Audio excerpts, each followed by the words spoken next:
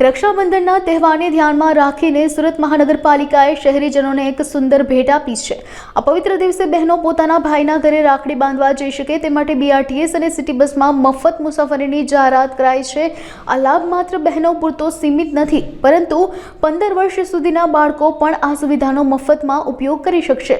સામાન્ય દિવસોમાં સુરતમાં 2 લાખથી વધુ લોકો સિટી બસનો ઉપયોગ કરે છે અને તહેવારોના દિવસોમાં આ સંખ્યામાં નોંધપાત્ર વધારો થતો હોય છે। મનપાના આ નિર્ણયથી બહેનો અને બાળકોને મુસાફરીમાં ઘણી રાહત મળશે અને તહેવારની ખુશીઓમાં વધારો થશે। ભારત વર્ષના સ્વચ્છ શહેર સુરત મહાનગરપાલિકામાં દર વર્ષે રક્ષાબંધન નિમિત્તે બહેનોને કંઈ ને કંઈ ભેટ આપતા હોય છે।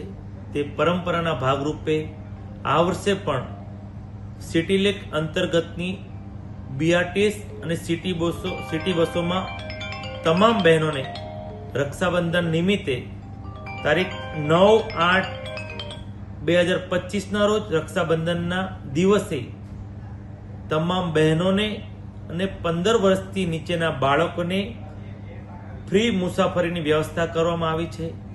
હું આ પવિત્ર તહેવાર રક્ષાબંધન નિમિત્તે તમામ સુરતીઓને ખૂબ ખૂબ શુભકામના પાઠવું છું અને મારી તમામ બહેનો અને 15 વર્ષના બાળકો આ મુસાફરીનો વધુમાં વધુ લાભ તે દિવસે લે તે જ અભ્યર્થના।